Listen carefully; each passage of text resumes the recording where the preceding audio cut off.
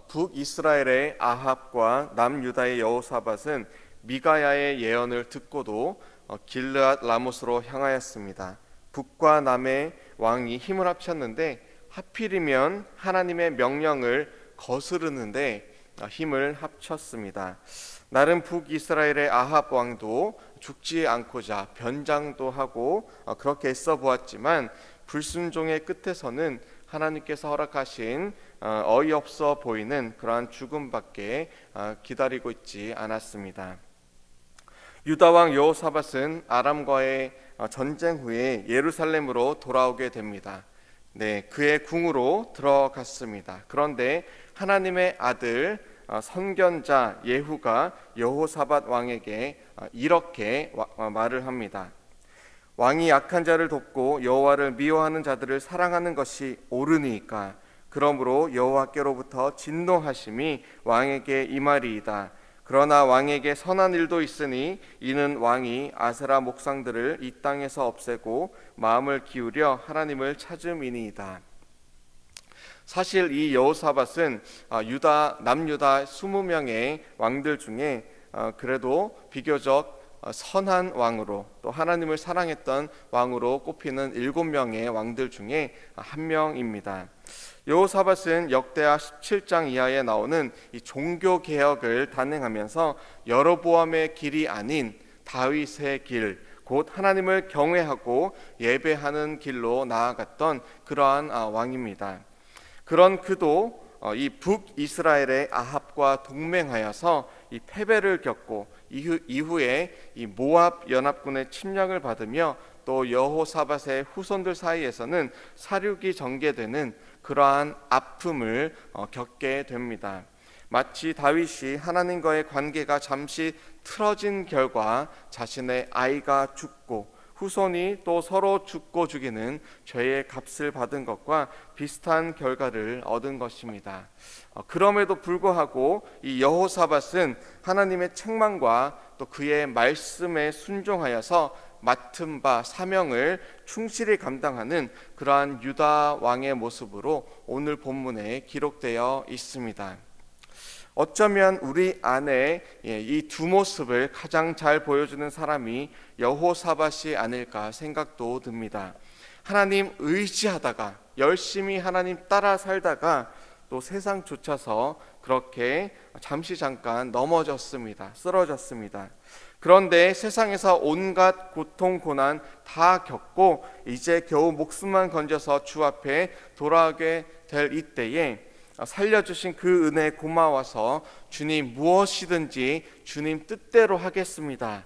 지금 여호사밧은 이 아람과의 전투에서 살려주심을 받고 이 예루살렘 성으로 돌아오게 된 것이죠. 그리고 선지자 예후의 예언을 따라서 하나님의 말씀을 붙잡고 이제 개혁 2.0 두 번째 개혁을 단행하게 됩니다.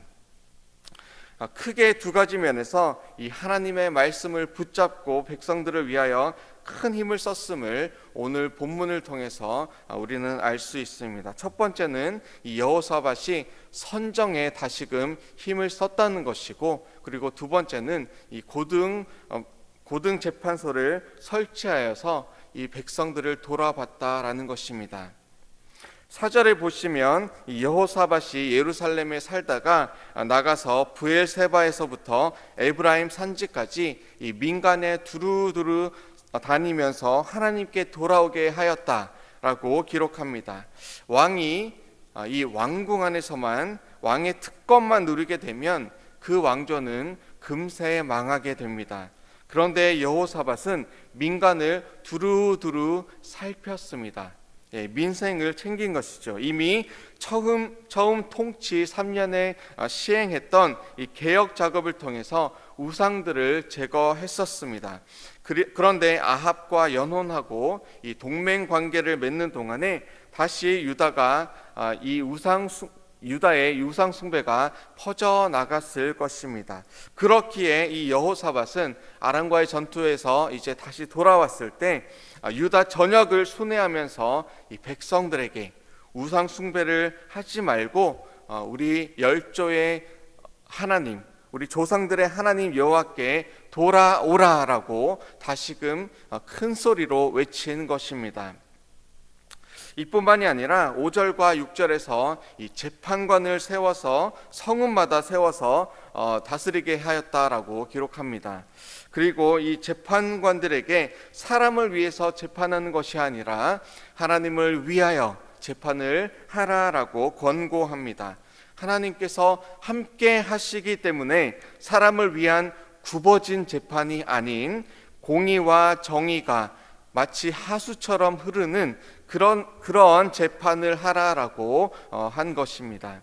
성읍마다 재판소가 세워지고 또 재판관이 세워졌다라는 것은 이 유다 백성들 사이에서 하나님의 말씀이 잘 지켜지고 있는지 면밀히 가까이서 살펴볼 수 있게 되었다라는 것을 의미합니다.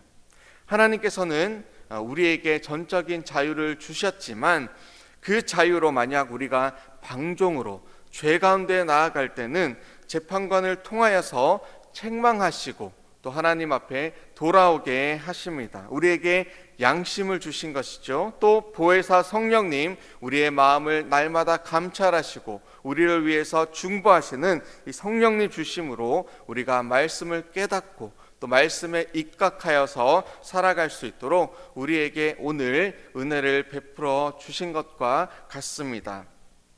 자, 이때 중요한 것이 있습니다. 바로 명확한 기준입니다. 건물을 세울 때 수평과 수직, 그 각도를 정확하게 재어야 합니다. 세상을 살아갈 때에도 우리가 옳고 그른 것들을 분별하기 위해서 명확한 기준이 우리 삶 속에 필요합니다. 유다 백성들에게 기준은 하나님의 말씀, 하나님의 율법이었습니다. 재판관은 이 율법에 따라서 잘잘못을 가려내야 했습니다. 하나님 함께 하시고 재판을 지켜보시니 구분 판정을 내리면 혹 뇌물로 인해서 기울어진 재판을 하면 하나님의 책망이 있을 것이다 라고 하였습니다. 이 모든 것이 향하고 있는 그 방향이 과연 어디입니까? 바로 오늘 본문 9절에 나와 있습니다. 우리 9절을 함께 한 목소리로 읽겠습니다. 그들에게 명령하여 이르되 너희는 진실과 성심을 다하여 여호와를 경외하라. 아멘. 이 바른 판단을 하고 또 옳은 것을 행하며 살아가는 것, 그것이 곧 진실과 성심을 다하여 여호와를 경외하는 것입니다. 제가 나온 대학교의 교훈과 같은 말씀이 있습니다. 바로 정직이 세상을 바꾸고 성실이 세상을 움직입니다 라는 말입니다. 오늘 9절 말씀에 진실과 성심을 다하여 여호와를 경외하라. 여호와를 예배하는 것은, 여호와를 경외하는 것은 우리가 진실함으로 또 정직함으로 살아가는 것입니다. 누구 앞에서 그렇습니까? 바로 여호와 앞에서입니다. 그리고 성심을 다해서 성실하게 우리의 마음을 다하여서 우리의 모든 것 다해서 최선을 다해서 그렇게 살아가라라는 것입니다. 누구 앞에서죠? 바로 여호와 하나님 앞에서입니다. 8절로 11절에서 여호사밧은 이 고등 재판소를 곧 예루살렘에 재판소를 세워서 이 종교적인 일과 또 민사적인 일을 감당하게 하였습니다. 예루살렘에 무엇이 있었습니까? 바로 솔로몬이 건축한 성전이 세워져 있었습니다. 이로 인해서 다른 지역에 비해서 종교적인 그런 일들이 행사가 월등히 많았습니다. 그리고 예루살렘은 하나님의 거룩한 성이라는 상징적인 의미도 있었습니다. 8절에 보시면 이 레위 사람 또 제사장들 이스라엘 족장들 중에서 사람을 세워서 여호와께 속한 일 그리고 예루살렘 주민의 모든 송사들을 감당하게 하였습니다. 10절에 피를 흘리거나 또 율법, 계명, 율례, 규례로 말미암아서 송사하며 그들에게 경고하여서 절대 여호와께 죄를 범하지 않도록 그렇게 경고하라 라고 기록합니다. 쉽게 말해서 죄 짓지 마, 그렇게 말하는 것이죠. 하나님 명령대로 살아가야 돼라고 말을 하고 있는 것입니다. 자, 제가 질문 하나 드리겠습니다. 하나님 주신 명령은 우리를 살리려는 것입니까? 아니면 우리를 죽이고자 하는 것입니까? 하나님의 율법은 우리를 살리기 위해서 있는 것입니다. 율법의 기능은 크게 두 가지가 있는 것이죠. 하나는 우리에게 삶의 기준이 무엇인지 알려주는 것입니다. 또 다른 하나는 불순종의 결과가 무엇인지 알려주어서 우리에게 깨닫게 하여 주는 것입니다. 만약 고층 빌딩에서 우리가 뛰어내리면 죽습니다. 차갑고 깊은 물에 빠져서 허우적대면 그 결과 죽게 됩니다. 빠르게 달려오는 차에 우리가 부딪히면 어떻게 되죠? 죽습니다. 총으로 다른 사람 쏘면 죽습니다. 우리가 총에 맞아도 죽습니다. 그래서 이런저런 법이 우리에게 필요한 것입니다. 세워지는 것입니다. 사람을 살리기 위해서, 서로 보호하기 위해서. 그리고 법을 어기면 제재하여서 더 많은 불상사를 막고자 합니다. 하나님의 법도 그와 비슷합니다. 우리를 가장 잘 아시는 분께서 우리의 생사화복을 위해서 필요한 울타리를 이렇게 쳐주시는 것입니다. 먼저는 하나님을 예배하면서 뜨겁게 하나님을 사랑하라라고 하십니다. 하나님 우리 먼저 사랑해 주셨으니. 그리고 두 번째도 이와 같은 이웃을 내 몸과 같이, 내 목숨과 같이 그렇게 사랑하라라고 말씀하십니다. 하나님 우리를 자신의 몸처럼 사랑하셔서 기꺼이 십자가에서 죽으신 것 같이 그렇게 사랑하라라고 말씀하는 것이죠. 사실 하나님 백성 모두가 하나님 뜨겁게 사랑하고 우리의 이웃을 뜨겁게 사랑하면 우리에게 법이 필요하지 않습니다. 그런데 아담이 불순종한 것처럼 아합이 불순종한 것처럼 심지어 이 종교개혁을 단행했던 여호사밧이 불순종한 것처럼 우리 인간은 하나님과 이웃을 때로는 사랑하는 것 같다가도 또 때로는 하나님 멀리하고 또 우리의 이웃을 멀리합니다. 미워합니다. 그것이 우리 인간의 한계입니다. 그것이 우리가 절실히 하나님을 필요로 하는, 하나님을 날마다 가까이 해야 하는 주님의 말씀을 우리 마음속에 날마다 새겨야 하는 그러한 이유입니다. 사랑하는 성도 여러분, 오늘 본문을 읽으면서 깨달아지는 것이 있습니다. 여호사밧의 이름이 뜻하는 바 곧 여호와 하나님께서 다스리신다. 그 이름 그대로 하나님께서 다스리는 나라를 여호사밧이 이루고자 하는 것을 오늘 본문을 통해서 발견하게 됩니다. 여호사밧이 잘못된 결정을 내림으로 아합과 동맹하여 전쟁에 나아갔고 그 결과 아합은 죽었습니다. 자신도 겨우 목숨 건져 돌아왔습니다. 선지자 예후로부터 책망들었습니다. 그리고 그는 자신의 잘못을 인정했고 하나님의 종으로 말씀을 따르는 자로 살겠노라 그렇게 결정 내렸습니다.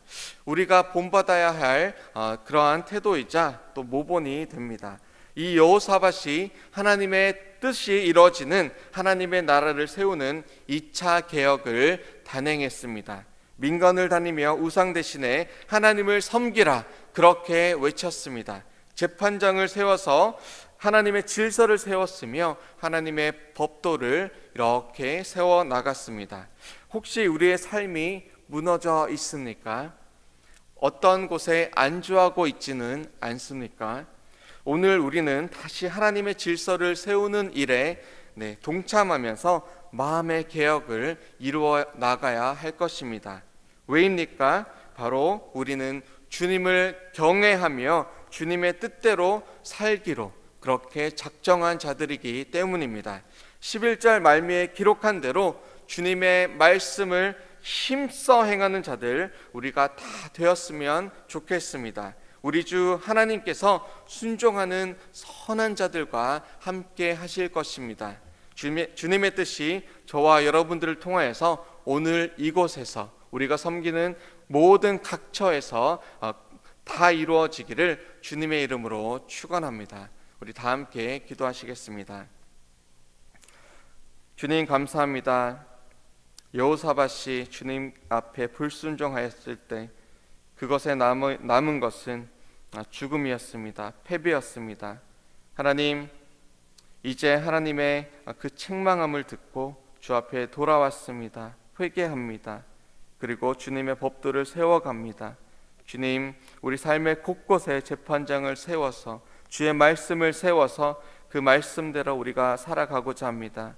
주님, 그런데 우리에게 능력이 없습니다. 부족합니다. 연약합니다.